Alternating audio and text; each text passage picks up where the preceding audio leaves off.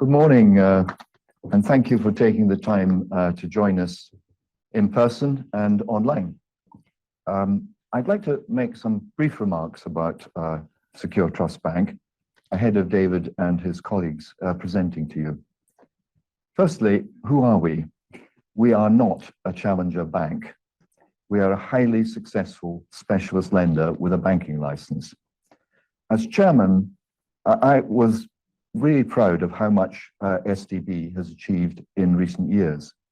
We've seen the senior management team refreshed, have developed a clear strategic initiative and narrative, become more focused on our remaining specialist lending businesses, and navigated the uncertainty of Brexit, the pandemic, inflation, and the geopolitical volatility of recent times. At times I felt like a pharaoh as one challenge after another was facing us. The current level of interest rates will obviously have an impact on consumers and businesses and banks, although I for one believe, as the market now seems to expect, that rates have peaked and will start to come down again during 2024. Despite all the turbulences around us, the group has continued to grow, remain profitable, and has a team that is determined to achieve their ambitious plans. You will appreciate, therefore, the board's and my own frustration that the progress made and the opportunities ahead are not at all reflected in the market's view of our future, given where we are trading currently. You will have seen last week's announcement that we've appointed Investec and Shore Capital as our joint corporate brokers and Camarco as our financial PR advisors to help communicate the group's potential and achievements to date. This morning is an opportunity for the team to remind you of the group's plans, showcase the success and ambition of our V12 retail finance business, and provide more clarity on how we intend to deliver our medium-term targets. Our board is experienced, diverse, and the company retains a positive relationship with our regulators. We announced a great addition to the board last month with the appointment of Vicky Mitchell, who is here today.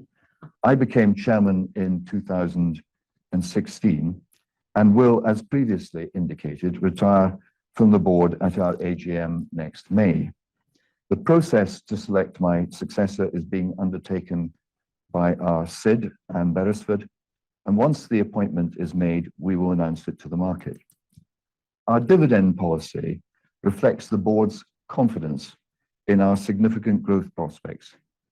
The board's well aware of the different views on the current policy, and I can provide an assurance that all that feedback will be taken into account when the policy is next reviewed. We have a strong management team led by an excellent chief executive.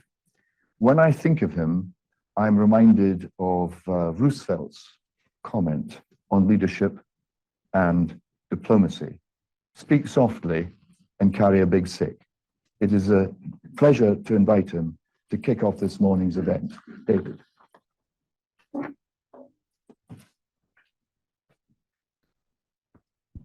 Thank you, Michael. Good morning, everyone. Before I start, I just need to bring to your attention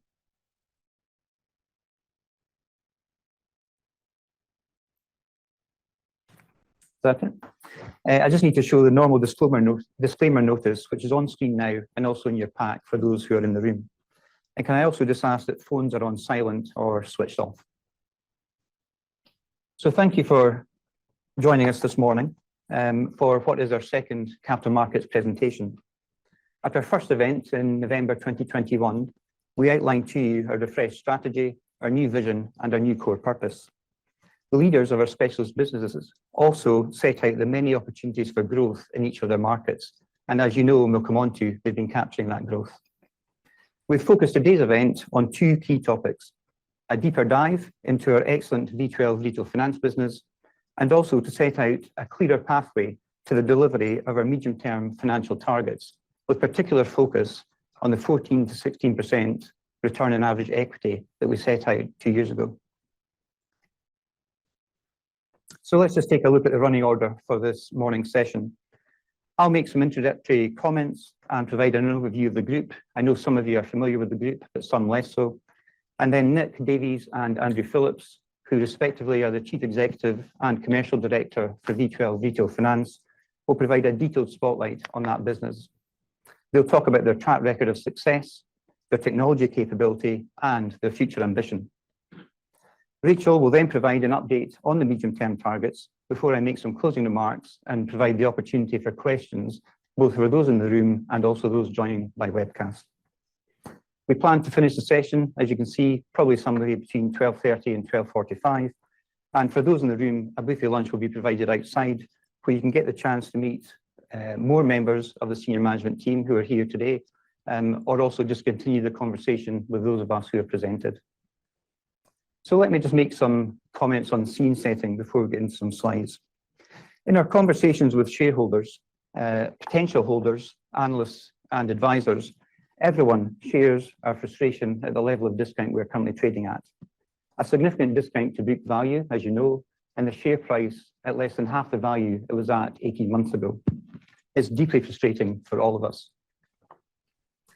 For those of you less familiar with our group, at the same time, we've been on a journey in making progress, significant progress over the last couple of years.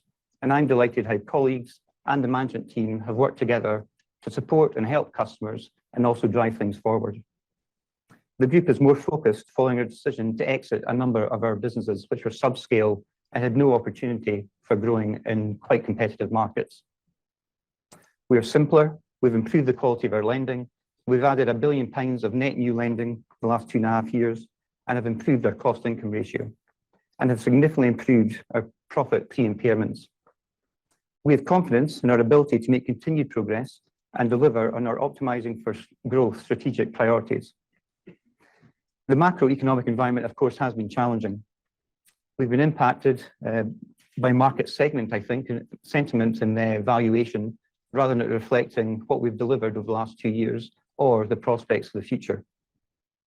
As we continue to make progress, we've navigated the impacts of the ongoing war in Ukraine, high levels of inflation, which have proven to be more persistent than anyone expected, the volatility caused by last September's mini budget, rapid increases in interest rates, and of course, the cost of living challenges, which impact both consumers and businesses.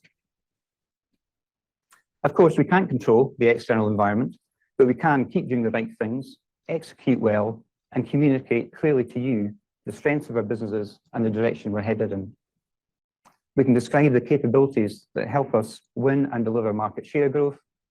We can set out a clear articulation of our priorities and ambitions, and the reasons why we have confidence as a team in delivering on the commitment set out 2 years ago. I want to comment on 3 common questions that we've heard from stakeholders in discussions that Rachel and I in particular have had. These questions relate to, firstly, the quality of unsecured lending in our retail finance business, the target to grow lending by 15% per annum, and our capital position. In retail finance, and you'll hear more about this today, we've been asked whether our unsecured lending is high risk. I can tell you that is not the case. Nick will demonstrate the strategic decision he and the team made 4 years ago to focus on certain retail sectors and categories which repositioned V12 to serve lower risk prime credit quality customers. It's clear the concern is just the fact lending is unsecured. However, based on our review of industry data, arrears rates in our retail finance business are significantly, in fact materially lower than other unsecured lending asset classes like credit cards and personal loans. These are typically used to finance revolving debt and also for debt consolidation into a single monthly payment, amongst other things. Not surprisingly, different unsecured lending products and customer needs have very different credit outcomes, and Nick will show you the benefits that the strategic decision has led to a lower cost of risk in his business. On the growth target of 15% per annum, the question was whether having a defined target to grow each year was at risk of driving management to grow when it may not be appropriate to do so. It was important 2 years ago to set out our ambitious plans for growth and the opportunities in each of our markets. It was also clear that we had no intention, and we have reiterated this a number of times, to grow when the environment wasn't conducive to doing so. In the last 18 months or so, we have continually tightened credit criteria in our consumer businesses, and the credit quality of our new lending in those businesses as a result is much better than it was previously and pre-pandemic. Since setting the growth target in 2021, we've achieved the level of growth that we set out. We no longer now need to grow at 15% per annum to deliver a return on average equity in the mid-teens. We're replacing the lending growth target, as you'll have seen in this morning's announcement, with a new ambition to grow absolute level of lending to £4 billion. That in no way reflects reduced confidence in our ability to grow or opportunities in our markets, but we think it sets out a clear pathway to mid-teens returns and hopefully takes away the concern about growing at a particular rate each year. And finally, on capital, the question is whether we have the capital to support our growth. We absolutely have sufficient capital to support our growth plans. I expect the question will fade to some extent on the back of our dropping the 15% lending growth per annum target, and when you've heard today the pathway to delivering mid-teens returns. But we recognise that we have a better job to do in communicating the capital position. We will consume capital for a period of time as we continue to grow before becoming capital accretive. So if I just take you through some slides to give you an overview of the group. These are the existing business units we now operate in. And as you can see and know, we operate across a diverse range of large market segments, serving both consumers and businesses. In the green boxes are our consumer businesses. The first one, which we focus on today, is V12 Retail Finance, which, as you can see, had balances of just under £1.2 billion at the end of the half year in June. The business has grown cumulatively by 79% its balances in the 2.5-year period to the end of June. Our vehicle finance business provides credit for the purchase of second-hand cars and grew strongly as well over that same period, cumulative growth of 81%. That has been driven by our new technology investment, which has allowed us to launch a broader range of products and serve a broader segment of customers. And of course, by the significant expansion of our distribution networks. In the purple boxes, we have our two specialist business finance lending units, real estate finance and commercial finance.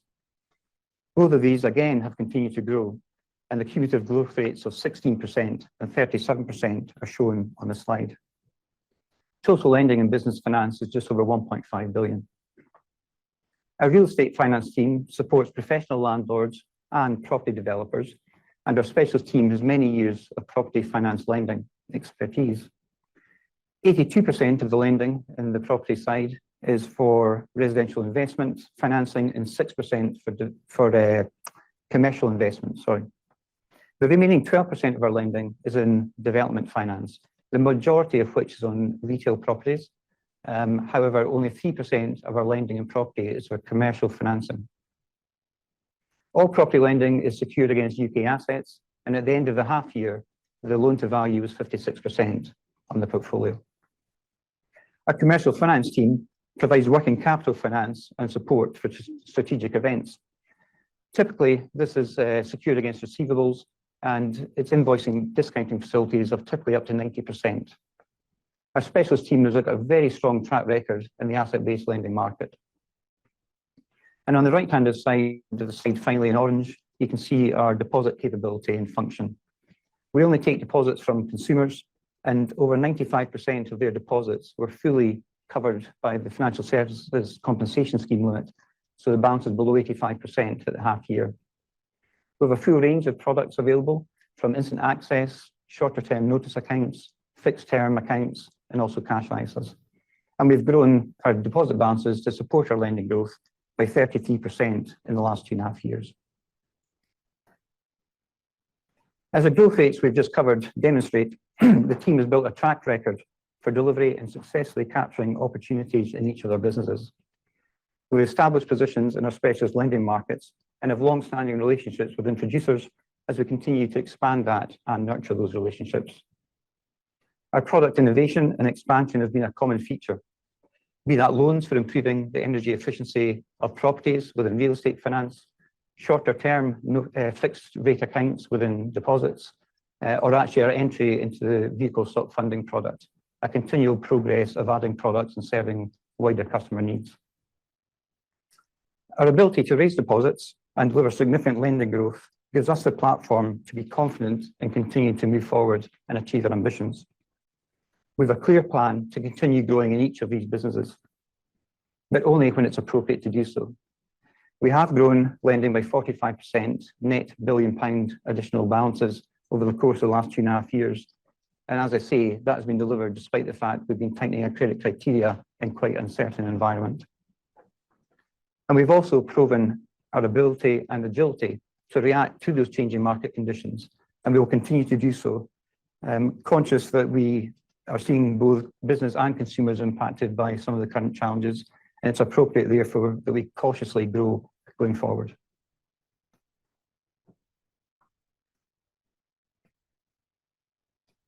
We're well positioned to continue delivering profitable growth.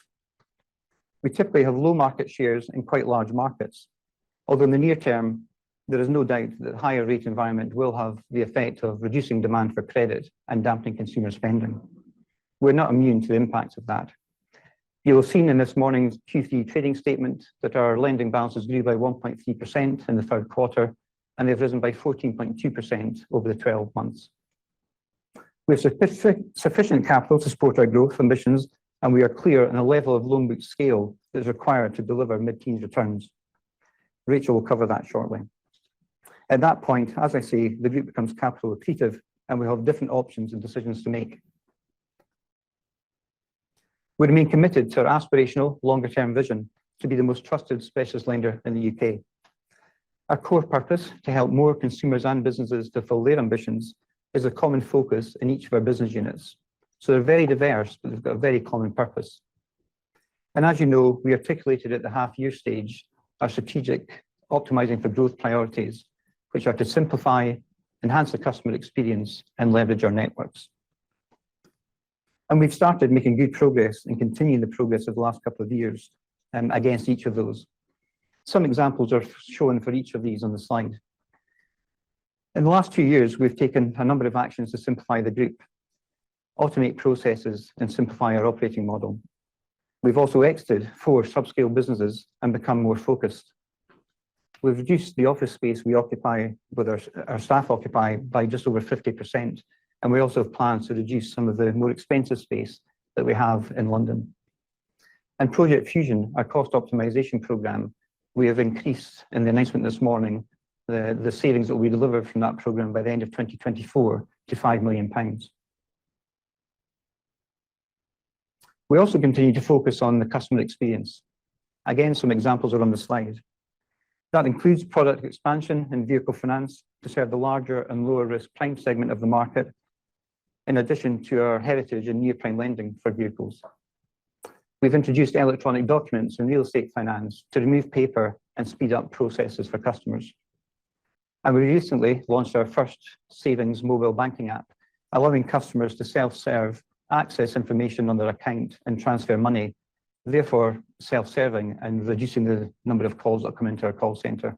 So we're looking to just replicate the exact experience we had in doing the same in retail finance. And we've also launched our AppToPay pilot, offering 3 months interest-free credit in retail finance. And Andy will give you a bit of an update on the AppToPay pilot when he talks later. And the retail finance team has continued to add new functionality continually to their online self-service portal and has seen adoption increase by customers to 74%, allowing them to drive cost efficiencies. We also continue to leverage the distribution networks that we have. We work with over 1,400 retailers, almost 700 vehicle finance introducers, and we are continually seeing the amount of repeat business in both business finance areas, so real estate finance and commercial finance, grow as our reputation for responsiveness, speed of decision, and flexibility builds. Everything we do, of course, is underpinned by our technology platform. We've invested in new capabilities, and we have continued to increase process digitalization, replace legacy platforms, and launch new products. In our consumer businesses, we integrate easily with our partners via APIs, allowing us to onboard them at pace. And we also, in our credit decisions and affordability assessments, make automated decisions to allow quick return to the customer and to the retailer, in the case of V12, the decision that we've made on the credit application.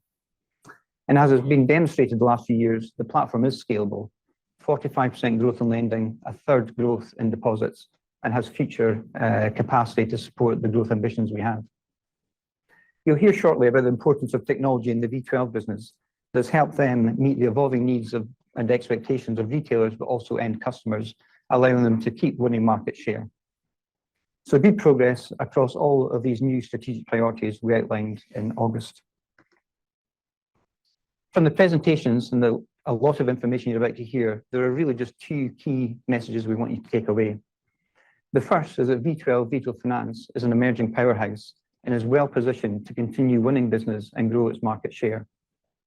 And secondly, we have a new ambition to grow to a net lending book of £4 billion, which is a level of scale that is required, along with some other metrics being aligned to deliver the mid-teens returns that we set out in 2021. And Rachel will cover that shortly. So with that, let me hand over to Nick Davies, Chief Executive of V12 Retail Finance, so that he can tell you about the journey he and his team have been on from launching the business, scaling it, and continuing to develop it. Nick.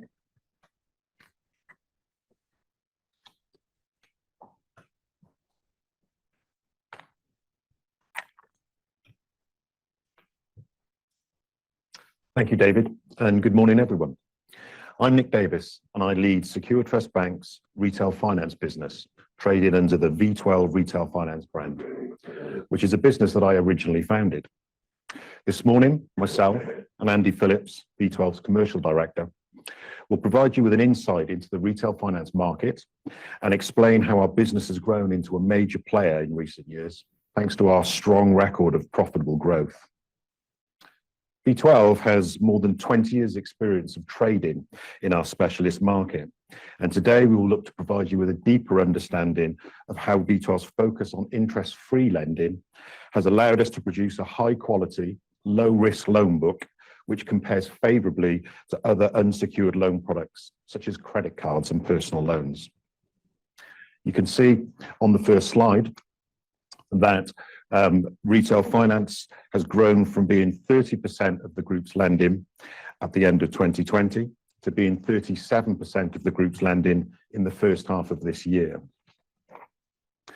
We'll also explain how we've been able to leverage V12's technology and to fully digitalise the customer journey, which has provided an extremely cost-efficient and robust operational platform, which is capable of supporting our future growth ambitions. To give you a better sense of how V12 works with our customers and our partners, I will now show you a short video which brings this to life.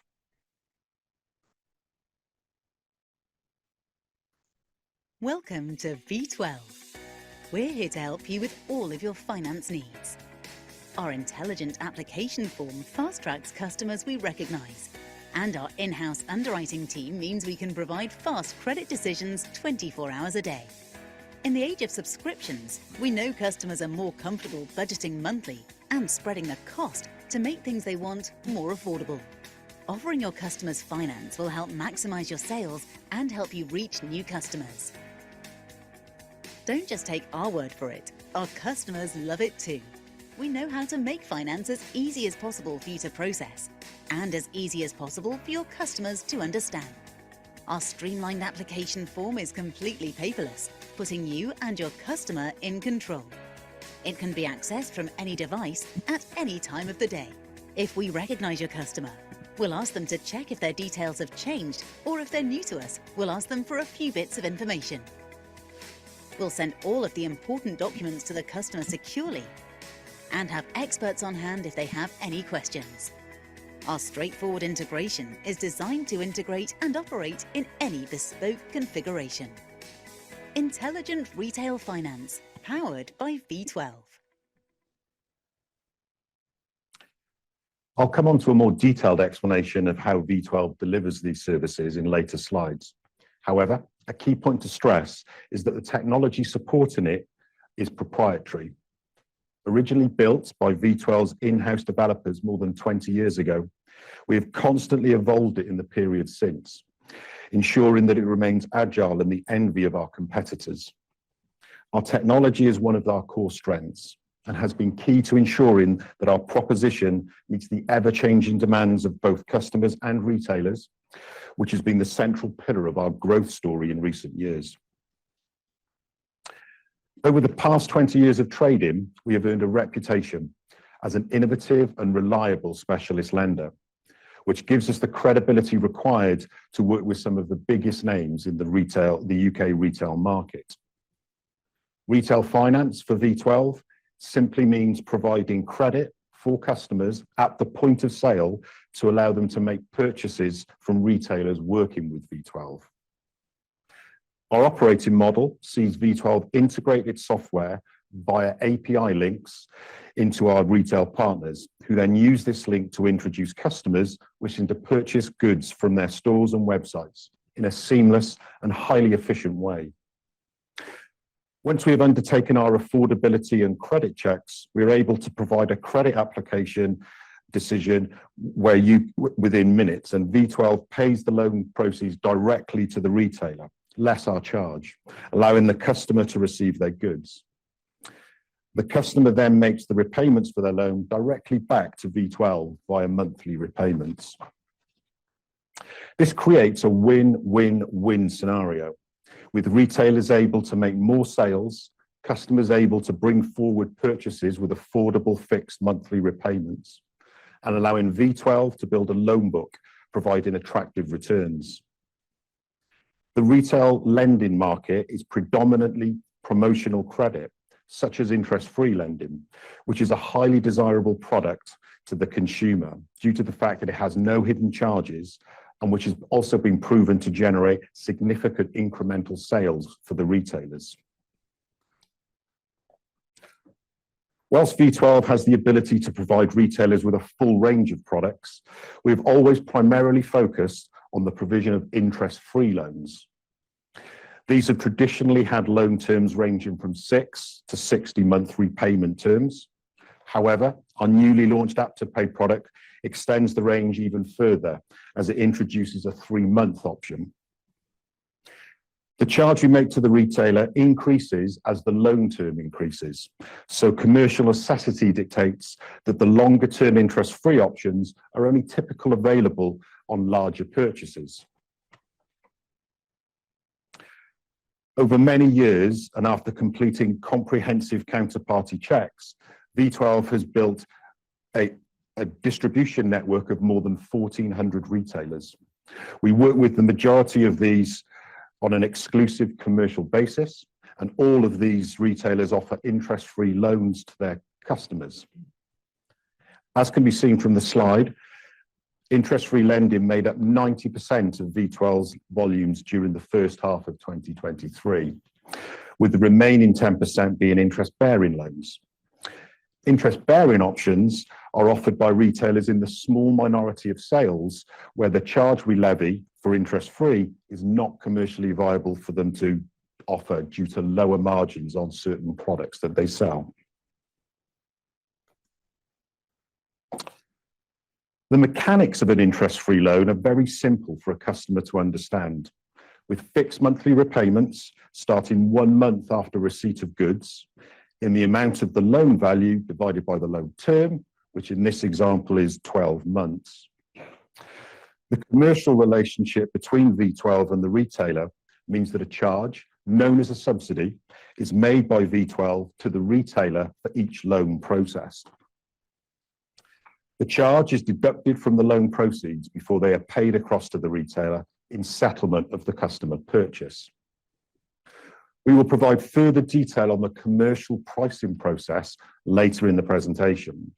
However, it's important to note that if V12 wishes to increase its charges, for example, due to a rise in the cost of funds, then this is managed directly with the retailer and has no impact on the price charged to the customer, which remains interest-free.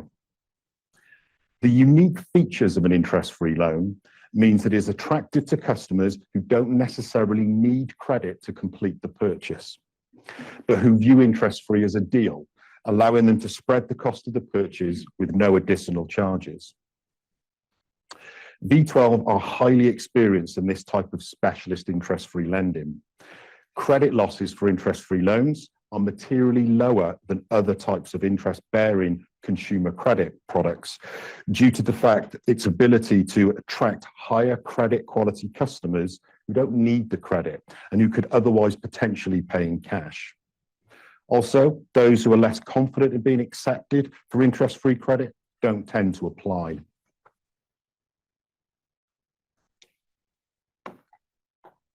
In 2019, we saw an opportunity to further de-risk our loan book by targeting even greater volumes of interest-free lending. And the successful execution of this strategy over the past 4.5 years has seen our interest-free loan book mix rise from 62% in 2019 to almost 86% in the middle of this year. Andy will provide further detail on the sales strategy that we deployed to acquire increased volumes of interest-free lending later in the presentation. I previously mentioned interest-free lending attracts better credit quality customers, which in turn leads to a lower cost of risk. And one of the key benefits of the strategy is already being seen in the reduction of V12's credit loss impairments over recent years. Historically, V12's credit loss performance has always been one of our strengths. However, since 2019, the growth in interest-free lending has led to further improvements in this area, with a significant drop in the loss rates linked directly to our strategy to focus on interest-free lending. Our ability to deliver credit losses lower than other unsecured consumer credit products is linked directly to the unique nature of interest-free lending and the improved credit quality of the customers that it attracts.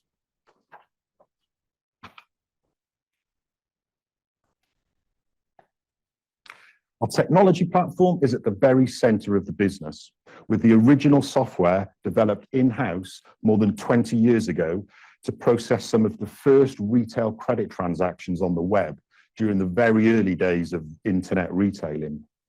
In fact, the original developer of that software is still very much part of the business, working as the IT director at V12, and he's here with us in the audience today. He's led a team of developers for more than 2 decades, overseeing the evolution of the software into its market-leading position and ensuring that it remains at the cutting edge of technology in the retail finance market.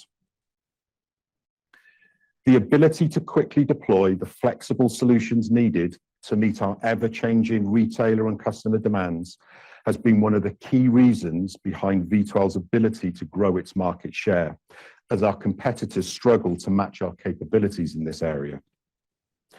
As the slide sets out, we have a long track record of building a robust system capable of handling ever-increasing volumes of lending while adding improved levels of functionality to retain both the retailers and our customers, and hence constantly enhancing our customer experience. This culture of constant evolution is very much part of V12's DNA, and the work to develop new products, enhance functionality, and bolster the resilience of our system simply never stops.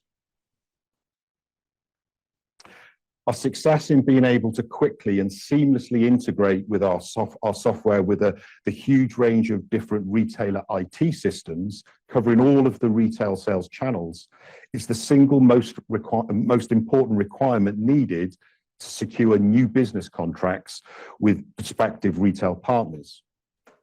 The growth in our new business volumes and acquisition of increased market share are evidence to our ability to meet the requirements of our retailers.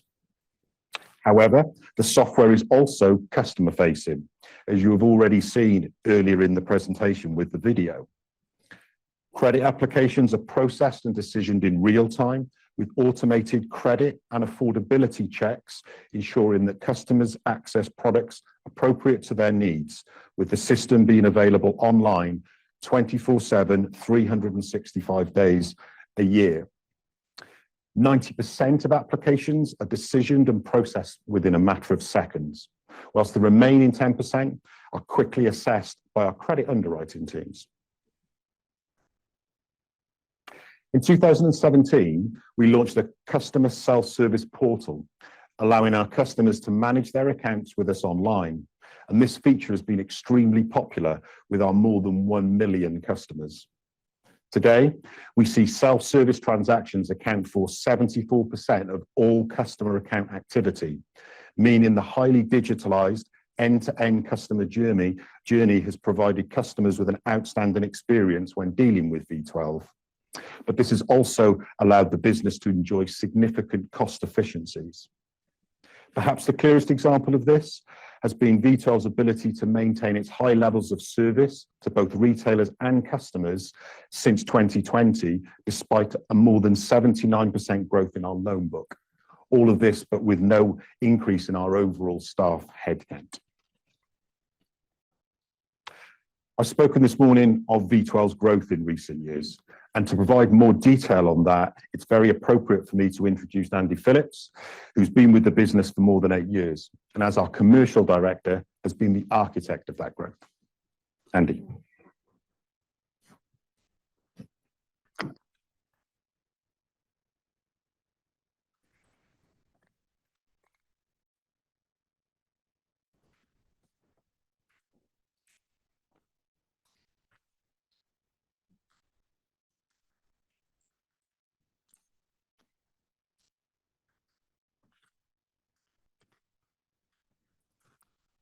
Apologies. Thank you, Nick. Good morning, everyone. Okay.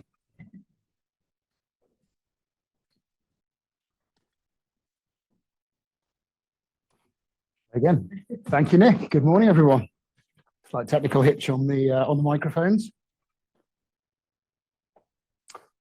Following the acquisition of V12 by Secure Trust Bank in 2013, we've delivered very significant new business growth, having progressed from niche provider lending £163 million per annum to major market player lending 1.1 billion of new business.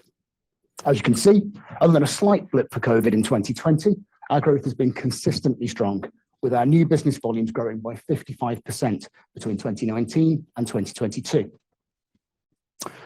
2022 was a particularly strong year for us, with a 46% uplift on the prior year, driven by our success in penetrating the furniture market in particular.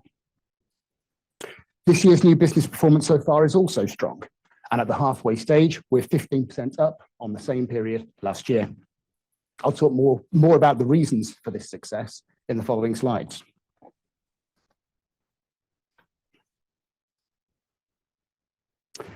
As a result of this new business growth, our market share, as measured by the Finance and Leasing Association data, has increased significantly too, having grown from 8.2% in 2019 to 13.2% in H1 23.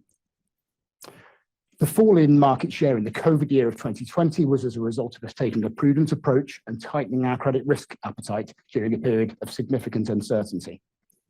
This was the right thing to do and has certainly helped our credit risk performance, giving us strong foundations from which to continue to build. Despite the success that we've had in growing our market share, our addressable market of approaching £10 billion per annum is still considerable, so there are still plenty of market opportunities for us to develop. Our tried and tested approach will continue to be applied, and a mid-teens market share is realistically achievable for us.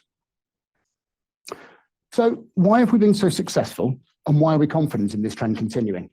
To explain this, I'd like to talk to you about some of the differences between V12 and our competitors and the ingredients that have fueled our success. V12 compete with a number of businesses, varying from major banks through to more specialist major lenders to smaller fintechs, brokers, and niche lenders. Much is made of the large banks' inability to compete with the slick technology integrations of the fintechs, as well as the fintechs' inability to compete with the banks on credit underwriting experience and for the competitive cost of funds required to compete at scale. Both of these observations are generally fair and are certainly a feature of our market. All of our competitors fit into one or other of these categories, with the exception of V12, who fit into both. V12's technology has been the envy of our competitors for well over a decade and continues to be so today. But if we were a small, privately owned fintech, scaling would always have been a challenge. The acquisition by STB changed all of this, bringing banking hygiene factors together with enviable technology which is in-house, proprietary, and easily integrated. To put that into perspective, this means that while some of our competitors are capable of completing 2 or 3 retailer integrations in a year, V12 can complete several in a week. These integrations aren't just limited to retailers either. They also extend to major e-commerce checkout plugins and middleware, enabling the acquisition and onboarding of retailers en masse and the leveraging of third-party systems. A good example of this was our successful integration with ticketing platforms, which opened up an opportunity to penetrate the football season ticket sector, a market that we now dominate, being the season ticket lender of choice for many of the Premier League clubs. In short, V12 and STB's combination of the flexibility and technology of a fintech and a bank funded by retail deposits is incredibly powerful. But these aren't the only ingredients in the recipe. The reason we've delivered such strong growth in the market over the last 20 years is also because of our cost-efficient operational capability, highly experienced team, a strong consultative sales process, and exemplary levels of customer service. All of these factors combine to present really significant barriers to entry for potential competitors, but most notably to prevent the ability for those new entrants to scale in the way that V12 has.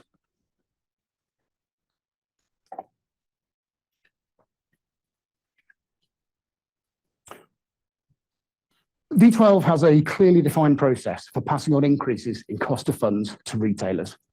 60% of our retailers receive automatically applied pricing adjustments with fluctuations in cost of funds on a quarterly basis. The remaining 40% receive immediate pricing changes. Whilst the process of applying the price increases is applied on the day, the impact will only show through in paid out business once the retailer delivers the products that they've sold. This can cause a slight delivery lead time lag, which can be as short as a couple of days or as long as 12 weeks, for example, on sofa deliveries. Pricing is strictly managed, with retail partners understanding the requirements and the mechanism for the adjustments, as well as having agreed contractually to receiving them. Changes to retailer pricing has no impact upon the price paid by the customer, as Nick has already mentioned. This always remains interest-free and the payments are fixed for the term of the loan.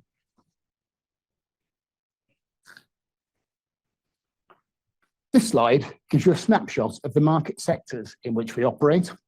When determining market share and rankings, the Finance and Leasing Association split out the markets to clearly define retail, store, and online credit. This measure excludes markets not addressable by V12, such as credit cards and deferred payment credit, giving us a true ranking against our competitors. As you can see, the rankings show where V12 features in each sector among the 8 X-axis shows our market position in each of the sectors in the circles, with ranking 1 being the largest market share and ranking 8 being the smallest market share. The Y-axis shows the quality of customer associated with each of these market sectors. The furniture and jewelry sectors represent the highest customer quality, so lowest credit risk with low performance. And the electrical sector represents the lowest customer quality and highest risk and arrears performance. As confirmed by the FLA rankings, V12 currently has the largest market share, ranking 1 in the furniture and leisure sectors, with leisure including things such as bicycles, gym equipment, and camping equipment, and the 3rd largest, ranking 3 in the jewelry sector. So we're strongly represented in these low-risk sectors. By design, we have a lower share in the higher-risk electrical sector, ranking as only position 8.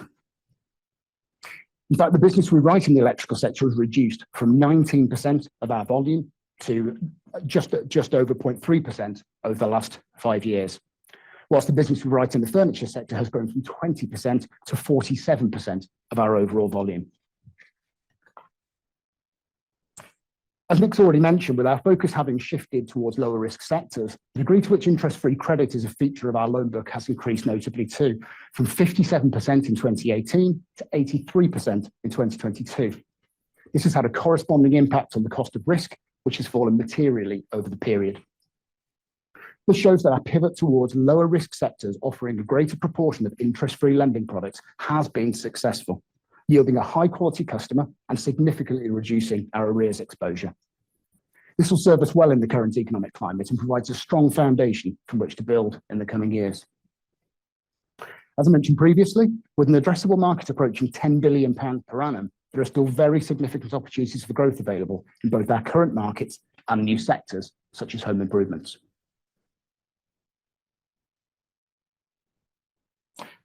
I previously mentioned what an important differentiating factor our customer service is. We have more than 1 million customers, and they've always been at the heart of everything that we do. As a business to consumer lender, we have two sets of customers to consider, both our retail partners and the end customers to whom we lend. As you can see, with FIFO and Trustpilot ratings of 4.8 out of 5, our end customers are clearly very happy with the service we provide, and they rank us above both of our closest competitors. As you can see from the reviews here, customers generally tend to credit the ease of use of our application process and how well this integrates with the retailer shopping journey as one of the main reasons why they love our service. We also make it easy for them to communicate with us in any way they choose.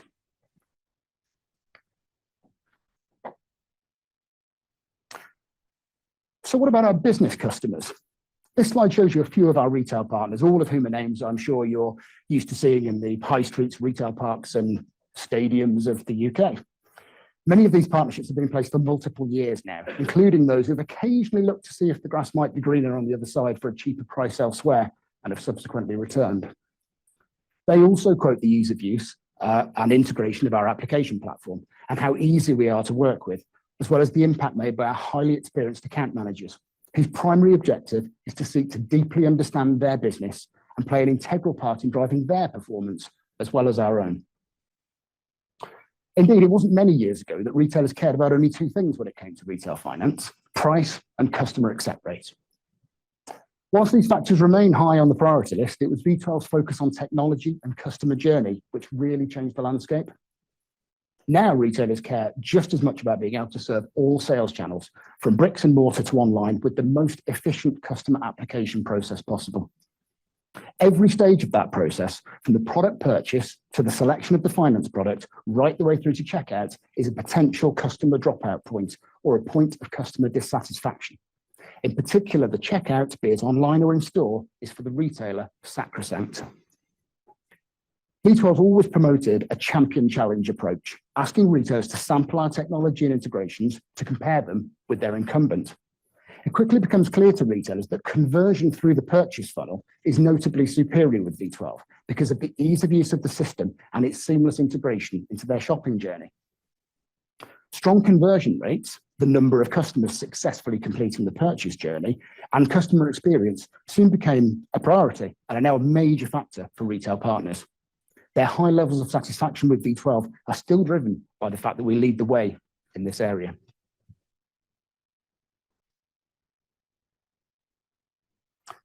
At the last capital markets event, you may remember Nick talking to you about our plans to launch our new app-enabled short-term interest-free credit product, App to Pay. And I'm pleased to announce that the pilot was successfully launched in April. Here is a quick reminder of what App to Pay is. Are you looking for a flexible and affordable way to pay in 3? Then let us introduce you to App to Pay, the new way to pay in 3 from V12 Retail Finance. App to Pay lets you spread the cost of purchases over 3 months when you spend £100 to £500 online or in store with selected retailers. Simply download the app, complete a straightforward credit application, and you'll get a quick response to confirm if you've been approved. When making your purchase at selected retailers, choose App to Pay at the checkout, with no upfront payment or deposit. Go ahead, treat yourself. Apply to become an App to Pay customer today.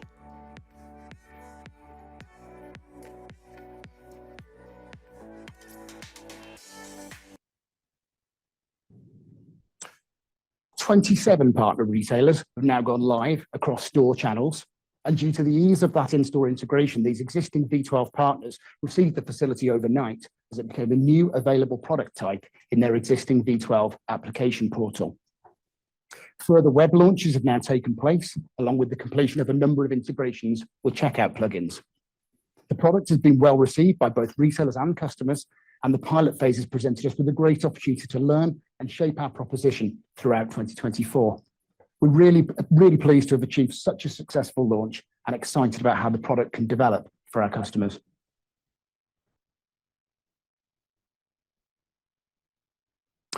So in conclusion, we've had an incredibly successful few years, building a strong track record for creating profitable growth. We've achieved this whilst improving our credit quality and cost efficiency. Whilst our market share has grown considerably, there's plenty more to go at in both our existing and new market segments, with a mid-teens market share being a very realistic ambition.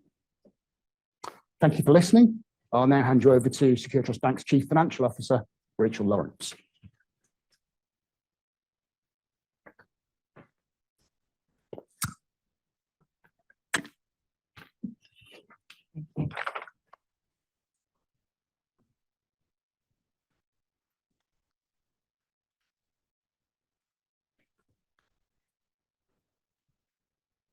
Everyone hear me okay? Yeah. Thanks, Andy, and good morning, everyone. As David mentioned, sorry, just get the slide up. As David mentioned earlier, we announced a set of medium-term targets in 2021. These are outlined on the slide with our main financial goal of delivering a return on average equity of between 14 and 16%. The macroeconomic environment has been challenging, more challenging than expected since we communicated these targets, with the high levels of inflation, rapid increases in Bank of England base rate.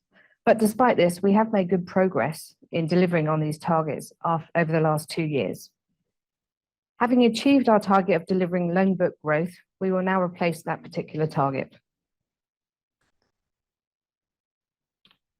As I said, having grown lending by 45% in the last 2.5 years, and cognizant of market feedback on having absolute growth targets, we are replacing this target to a net lending book of circa 4 billion. The other target we are updating is the cost-income ratio. A £4 billion net lending balance sheet drives a ratio of between 44 to 46%. This replaces the previous target to deliver a ratio under 50% and gives a more precise view of the operating leverage that can be achieved at that level of net lending. All our other targets will remain the same. The remainder of my presentation will focus on outlining the pathway to delivering 14 to 16% return on average equity. This next slide shows at the £4 billion net lending, the ranges on each of the financial metrics that are required to meet that ROA target. So firstly, net interest margin of between 5.5 and 5.7%, cost income ratio of between 44 and 46%, a stable cost of risk between 1.3 and 1.5%, with a CET1 ratio above 12%. So I'll now go through each of these in a little bit more detail. You've heard a lot about our track record of delivering growth in our specialist lending segments. The net loan book has grown from 2.2 billion at the end of December 2020 to 3.2 billion at the end of June 2023. That is 1 billion of net lending growth.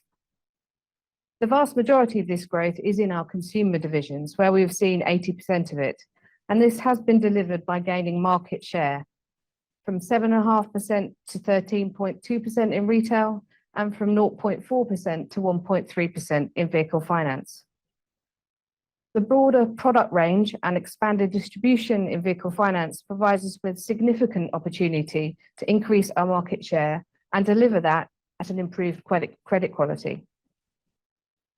In retail finance, market share gains have been achieved by focusing on larger sectors with better quality, lower risk customers.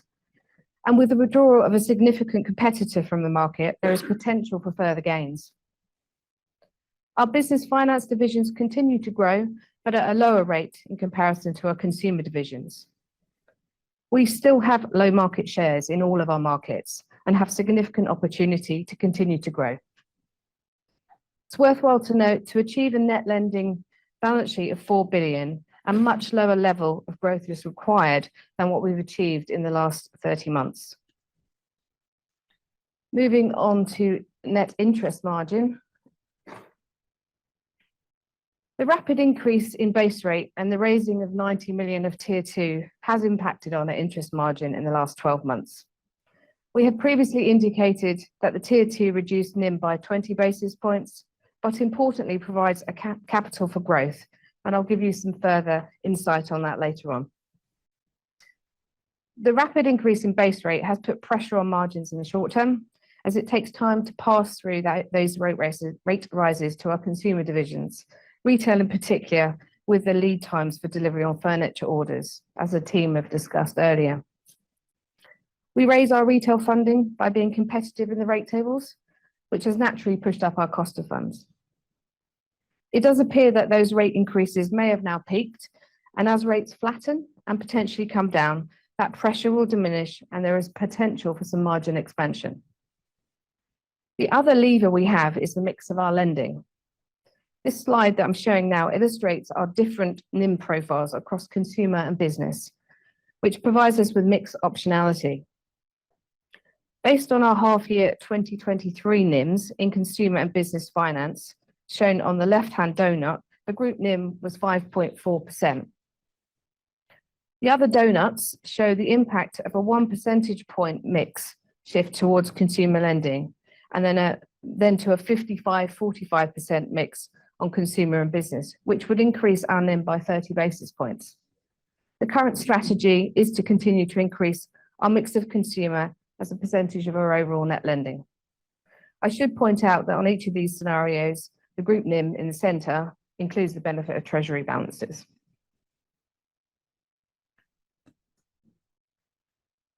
Containing our cost growth while growing net lending is a key priority and has a significant impact on our returns.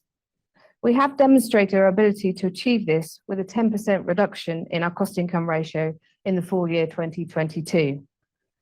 Our Project Fusion programme continues to deliver, and we are now on track to deliver circa 5 million of annualised savings by the end of 2024.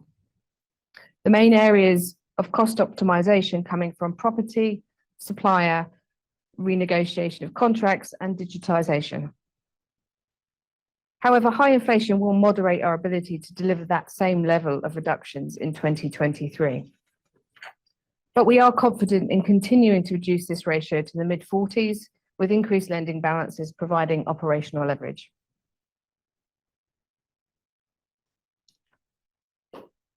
The group has a track record of prudent lending, with an improving cost of risk in our consumer divisions. There has been a deliberate strategy to change the mix of lending within each of the retail finance and vehicle finance businesses. As Nick explained earlier, there's been a step change improvement in the cost of risk in retail from 3% in 2019 to 1.6% at half year 2023, and that has been delivered through the strategy to target better quality customers in retail sectors such as furniture and jewellery. Similarly, in vehicle finance, where we now also serve lower risk prime customers, we've seen the cost of risk more recently operate at a lower level than it did pre-pandemic. We expect a through the cycle cost of risk in the range of 1.3 to 1.5%. As David mentioned, we have sufficient capital to support our growth. As you can see from this slide, we currently have excesses above our regulatory minimums, 1.7% TCR and 3.46% of CET1 at the half year. It's also worthwhile to note that the current capital stack is fully loaded, 4.5% of buffers, which are represented on the chart by the orange bars for counter-cyclical and capital conservation buffers. As we look forward to the 4 billion net lending balance, we will continue to consume capital, but we'll still retain excesses of 1.17% of TCR and 2.88% of CET1 and remain above our own internal management target of above 12% for CET1. Additionally, the 90 million Tier 2 raise earlier this year provided us with the ability to lend an additional circa 700 million when fully utilised. In the absence of this Tier 2, that growth would have had to be funded by CET1. Post the £4 billion net lending target, the group becomes capital accretive, and we will have opportunities to deploy that capital for enhanced returns. So in summary, the pathway to delivering our 14 to 16% return on average equity target can be summarised as shown on this slide. Firstly, a net balance sheet circa 4 billion, with a stable cost of risk, plus a further increase in the mix of our lending towards consumer businesses, delivering a higher group NIM, and assuming that the cost base increases by circa 5% per annum, we believe that we'll deliver a ROAE in the region of 14 to 16%, and that's what we've obviously been targeting over the last couple of years. So I hope this walkthrough has been helpful and provides more clarity on the impact of continuing to scale our lending, improve our cost-income ratio, and achieve our return target. Thank you for listening, and I'll pass you back to David to summarise and close.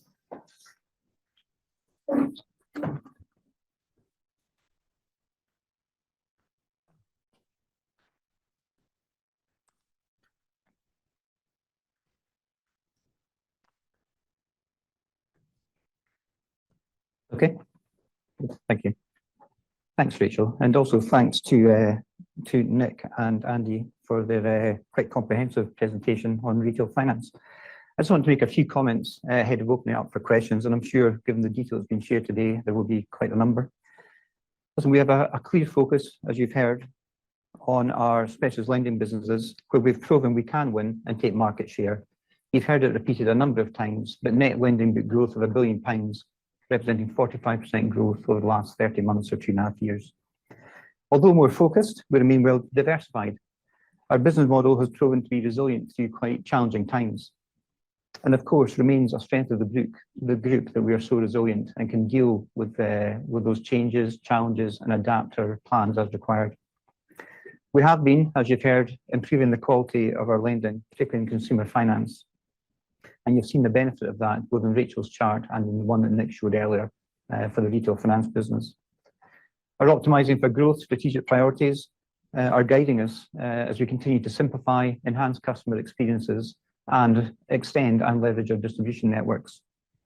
And as you will better appreciate now, V12 Retail Finance is an excellent business. The team has great experience, strong relationships with retailers, has got a technology advantage, a great track record, and its lending is lower risk than other segments in the unsecured space in the UK. The team is well positioned to make further market share gains. And on our medium-term targets, I'm sure Rachel's explanation of what needs to happen to deliver those mid-teens returns is clearer and has been insightful. Our ambition to grow lending to £4 billion is clearly a key part of the equation. So we have significant opportunities to continue growing. We've got sufficient capital to support the growth to get to £4 billion of lending, and we are moving forward positively and with confidence towards that £4 billion level. We're really excited about the future. We're really proud about what the team have achieved over the last 2.5 years, and obviously we look forward to sharing with you the progress that we continue to make in the periods ahead at the normal reporting points in the cycle. So with that, we're going to open up to Q&A. We're going to start in the room, but there are quite a number of people joining on the webcast. For those in the room, if you wish to ask a question, please raise your hand first just to grab my attention. And then when directed, press the button for the microphone in front of you. And please just give your name from the firm, if you're from a firm rather than an individual. And also then just give your question, and I'll direct to the appropriate person to answer. If you're online, we do have access to the web chat here. So again, just submit your name, firm's name, and question. And I'll come to those after we've taken questions from the room, and just pick up on any that are unique that have not already been taken here. So with that, just open up to anyone who'd like to ask the first question, please. Gary. Hi, it's Gary Greenwood from Shore Capital. I was just going to ask about competition for V12. I think you'd said earlier in the year that one of the major competitors had pulled out of the market. So I'm just trying to understand to what extent you've benefited from that, been able to win some of their clients. And I guess also linked to that, I'd be interested in just understanding a little bit more about the marketing process. So how you approach customers, retailers, how you effectively replace the competition, and to what extent you end up being the sole credit provider to those customers or on a panel. Thank you. Good. Thanks, Gary. I'll take that one. Yeah. Can you hear me okay? So in terms of the exit of competitor, It's difficult for us to quantify what element of market share we picked up from that exactly. But I think that the best way to answer that, we don't believe that we've benefited significantly from it. Probably the best way to answer that point. Anything to add to that, Nick? No, I mean, I'm sure that we picked up some of their ex-partners, but we've not picked any material ones up. That's a conscious decision by us. The attraction of some of those partnerships wasn't exactly fit. Sorry, the second point. The second point was on how you attract customers and how you win shares, how do you go Okay, about. that's very much the efforts of a direct to business sales team. So we have a field team out in the marketplace. So marketing is incredibly limited in that respect. It's not the way we've ever acquired business. It's so we just have a really skilled team of people all around the UK that build relationships with retailers, and that's how all of our businesses work. It's very much a relationship-based sales, so it's traditional. And to what extent do you end up typically being the sole credit provider, or do you end up on a panel? In the majority of cases, yeah, the majority of cases, there are some, especially large retailers, where there will be multiple lenders all present in the same retailer, but that's a small number. Generally, we're a sole provider, but we welcome instances where we're not, because that's in reference to the champion challenge thing I said. We often encourage that to become a second lender, so that we can actually put the tech to the test. It's one of the main ways we tend to grow the business. The market itself is very much based on a sort of soulless relationship with the retailers, and that's as much because the technology integration that they need from the retailer, it's very difficult for them to do that on a multiple basis. So sort of once they've built that relationship, it becomes soulless. The larger retailers, from their perspective, more from a supply concentration risk, will invest in technology at their ends to be able to have multiple partnerships. But that's very much for the larger retailers to be able to do that. And as Andy said, in many instances, from our perspective, it helps us with our own concentration risk as well, which is pretty well spread. Thank you. Thanks, Mike. Chris?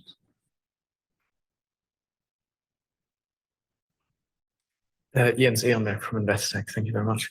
Probably another one for Nick and Andrew. On the technology piece within V12 Retail, I suppose, how does that compare to the other players in the market when you speak about your proprietary technology infrastructure?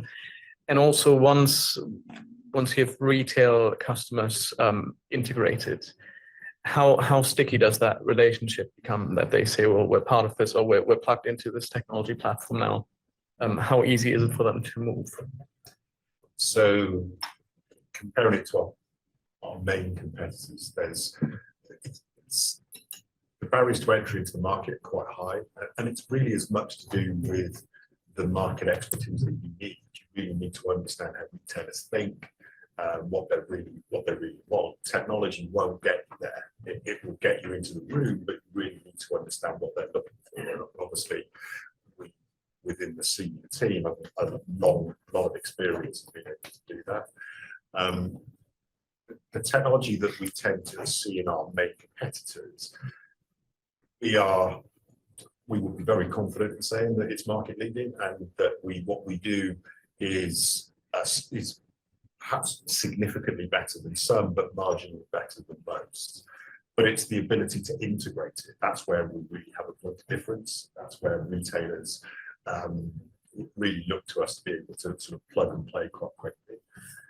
And then I guess the answer to your second question related to that, once we're plugged into them, from a retailer perspective, I guess one of the insights that we've all learned over the last 20 years for me is the fact that retailers see retail finance, interest-free credit, they see it really as just a hygiene factor. They're interested in selling what they sell. So all they want is that product to work. And interest-free is very simple to understand. So everyone knows what it is. It's not like there's a very different product out there. And so for that reason, once they find a partner that works, that gives them the technology, it gives them the right level of service, obviously price is a feature of that as well. It tends to be very sticky for those reasons. And I think that similarly, when you bear mind in mind how sticky it is with our competitors as well, I think that gives me an even greater sense of pride that we've been able to win those retailers away from them. But it's particularly sticky, mainly because of the technology and the lack of effort they want to put into changing their partners once they've got something that works. Thank you. Nick, is there any indication you could give of the average length of a retailer relationship? I mean, it's multiple years. Yeah. It's measured in years. We have rolling contracts with all of these retailers, obviously, that we trade under. But these are, I mean, some retailers we've been dealing with for 10 years plus, and I would imagine that we'll be dealing with for the next 10 years. I think, to save Andy's blushes, the sales team that we have is definitely the best in the market. They're all experts in retail finance. They've all been with us a long time. The average tenure is very long within that team, a lot of experience, and it's very bespoke. Retail finance is very different to perhaps our motor business. It's the same principle, that you're dealing with a partner, but the way the motor dealers work is very different to the way that retailers work. And it's that subtle nuance that really gives us the edge when we're outselling in the market. Thank you very much for the presentation. It's Steve Keeling at Investec. I just want to understand the relationship with cost of funds falling. I think we're in the camp that will happen as rates have peaked and come down. How much of the benefit is passed on in pricing to retailers, and how, you've indicated how quickly, but how sensitive are your retailers to that pricing? I mean, obviously everyone's sensitive to price. There's an element of realism when we look at that. I think price is seen more as a hygiene factor in our industry. Retailers know exactly what prices are available. There are a limited number of players in our sector large enough to deal with some of these retailers. So they do test the water, I think, as Andy said in his presentation. However, I think what that also gives us is there isn't a huge band of price, so we're not competing on price. Price has to be there, it has to be in a band. We're typically able to charge a small premium because our technology is better, and you sort of trade those two things off. In practice, the ramping up of cost of funds, which we simply pass through to the retailer, we simply pass that through to the retailers. That there are, practically speaking, we have a significant number of retailers on sort of matrix linked pricing, so it simply goes up in direct correlation to how much cost of funds has been going up in the market. So to that extent, it sort of goes up and comes down directly in line with cost of funds. The other half, which is typically the larger retailer partners, the smaller retailer partners, where we will again look to pass on cost of funds, there are opportunities to sort of benefit from some of those falling cost of funds as the market comes in, as the rates sort of drop down. How much the market will allow us to do that remains to be seen, to be frank, because obviously there's been no movement in interest rates for 10 years, so it's very difficult to talk about the current environment. But like I said, I think there will be opportunities to do it, but not on a huge scale. It's simply Okay, so your book's it's not sensitive, really, is what you're saying. no. I mean, there's a time delay in passing it through. Of course. Rachel alluded to that. Yeah. Simply because we priced today for a deal that won't complete for 3 months. If there's a 3 months. And sorry, last question, just a matter of interest. People that take interest free, I mean, I'm sure we've all been offered it when we've bought in to buy something. Do they tend to just hold it to term, just pay every month to term, or do they pay off much earlier? What's your experience on your books? I think the accountants of this world hold it to term because they realise the benefit that they Okay. operate from that. But I think the reality is most of them hold it to term. So we've been doing this for so long. Yeah. We literally lent billions of pounds on different terms. You can pretty much predict what the real term of that loan is going to be, and it will be quite close to it. Yeah, I was just, Jens will have the chat of your book, but that's where I was. Yeah, sort of going. I'd just add to that, the behavioural lines versus contractual are pretty aligned. Probably 1 month, 2 months maybe. Gotcha. Okay, thanks. Thanks. None in the room? do have a few online. Okay, we've got a few online. So thanks for those. Nick, one I'll direct to you. It's just to give an indication that, well, the question is, what's the effective interest rate on interest-free lending once fees paid by retailers are considered? So, I mean, I think probably just giving an indication of the sort of gross yield currently would be sufficient on average in your business. Yeah. Well, just, yeah, you can give an indication. I mean, it varies by term, but it'll be into the low double digits, I think is right to say. So the kind of gross yield will obviously be affected by the cost of funds. We'll push that up, and then as hopefully they eventually come down, it'll simply move back down again, similar to the answer I gave to the last question. It's dynamic to that extent, but it'll move up directly in line. I think now, new business that we're introducing into the book this month, for instance, will be around 12%, I think. That's a kind of indicative that we're at the moment. Okay, thanks. Got a few others for you, so we'll delighted to be passing them on. What percentage of lending is from online sales as opposed to in-store, and does it make any difference to the NIM or impairments performance? I'll leave Andy to answer that one. So on the mix between in-store and... Yeah, so in terms of the mix, that's over recent years switched much more towards store based, so sort of more 70, 65, 35 these days in favour of store. Which is reflective of the furniture. Which is reflective of the furniture market, exactly, because so much of it is store based. In terms of, do those customers look different? Yes, they do. Web customers do look different to store customers, typically speaking, but again, that varies greatly from one retailer to another. And I would say that the retailers and the sectors that we are in, that variance is much, much less than it might be in some of the higher risk sectors, like, for example, consumer electronics. Okay, thank you. And actually, just it's a good segue actually into another question online. The retail finance section had a useful slide showing credit quality versus market share. How large is the cost of risk differential versus from a low quality segment to a higher risk segment? And what drives the difference in the payment quality between segments? Which is obviously down to the different customer circumstances and, you know, why they're buying credit versus do they need to buy credit. Is there anything you could give a sort of indication of the cost of risk between some of your low risk furniture sectors, for example, versus I think you had in the far right hand side, electricals, just from sort of past experience, just indicatively? Yes, so I mean, as the I think it was the slide Andy had, the different market, where the different markets sat in relation to risk. So electrical, I think, was at the extreme end of it. And the reason that electrical sits there is because electrical goods have very little margin in them, so therefore they can't afford to offer interest free. That's why you rarely see interest free on electrical goods. What that means is typically electrical goods are sold on interest bearing credit, which is why the credit quality that it attracts is lower. So that's the kind of premise that is the reality of what we're dealing with.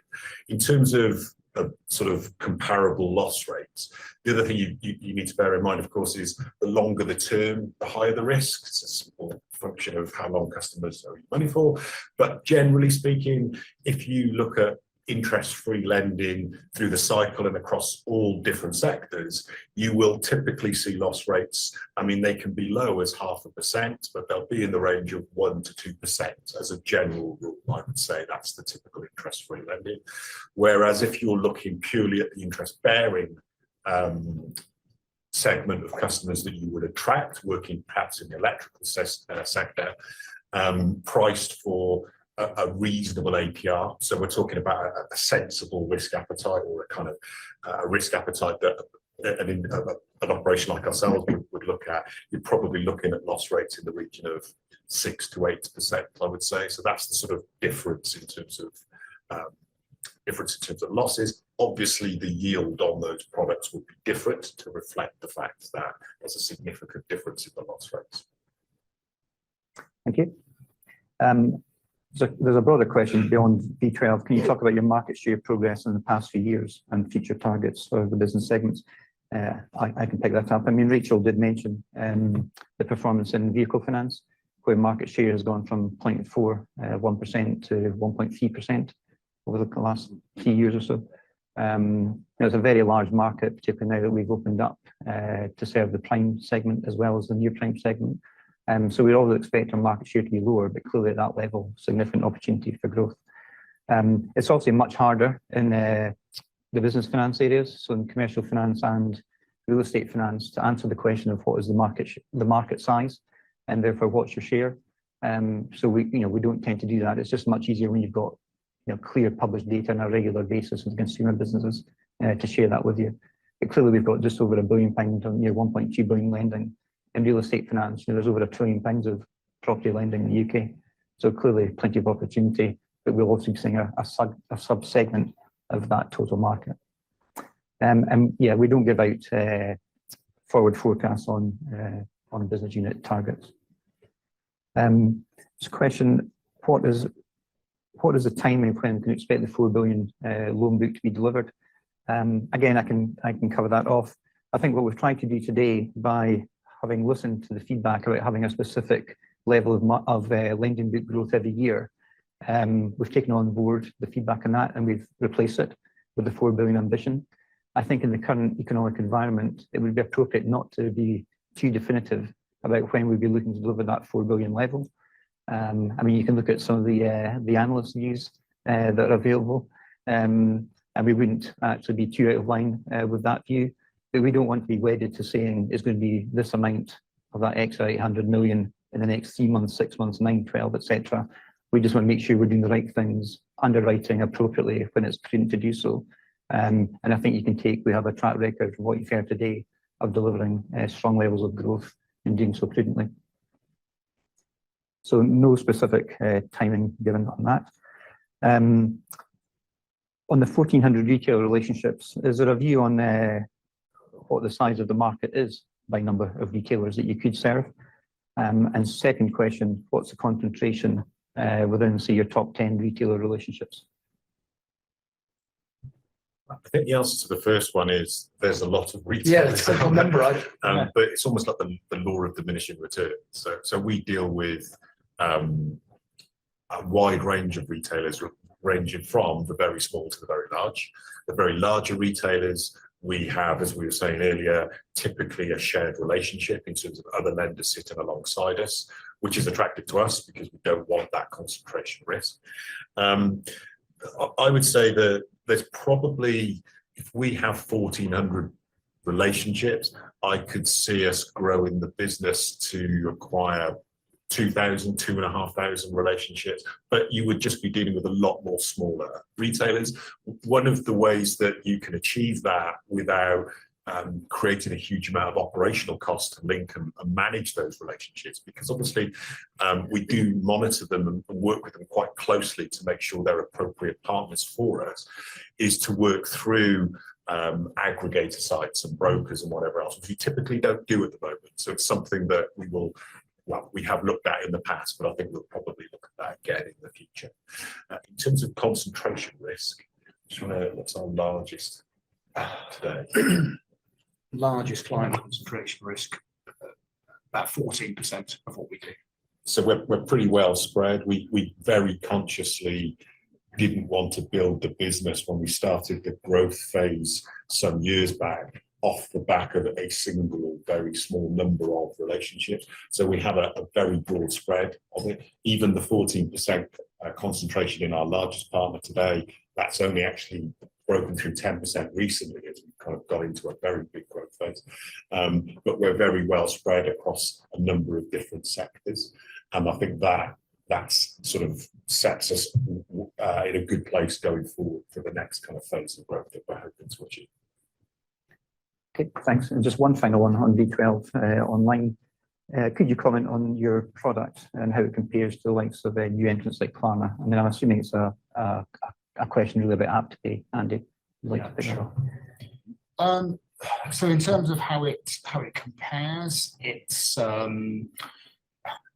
designed to be much more of a retailer-focused product. So there are a number of ways you would distinguish it, but for me, the main one is Klarna-style products are very much a consumer-focused product. So they are marketing-led, they're marketing to find consumers to drive into that consumer-facing product. App to Pay is different to that. App to Pay is designed with retailers in mind as well as that end consumer, which is a good fit with our business model. One of the things that the Klarnas of the world and others wouldn't have had in the early days would have been the retailer relationship. So what they've done is acquired customers in a way to lure the retailers.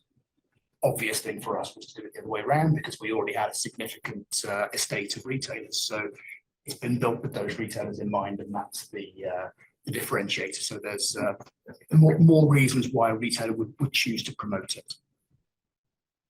Thanks, Andy. Any last questions in the room? No? Okay, thank you. Well, listen, thank you again for joining us today. I hope you find the presentations informative and insightful. Two key takeaways, as I said earlier. V12 Retail Finance is on a fantastic trajectory and on its way to building its market share further, and getting to the mid-teens level seems eminently feasible in the near term. And our other businesses continue to grow as well, and will be important factors in building up to that 4 billion level. The timing, as I say, we're not defining. We'll only grow when it's appropriate to do so, and I hope that you take comfort from that. And we are on that way to that 4 billion, which, as Rachel has outlined, is the level required to generate the return on average equity target that we set out a couple of years ago, assuming the other landing spots and ranges that she outlined, are in the right place. And we do have, as Rachel demonstrated, sufficient capital to fuel the growth to get to that level. Beyond that, different options to consider. But listen, we thank you again for coming. Hopefully you've enjoyed the session. We've answered the key questions that you had, and we look forward to sharing more with you as we progress. So thank you again.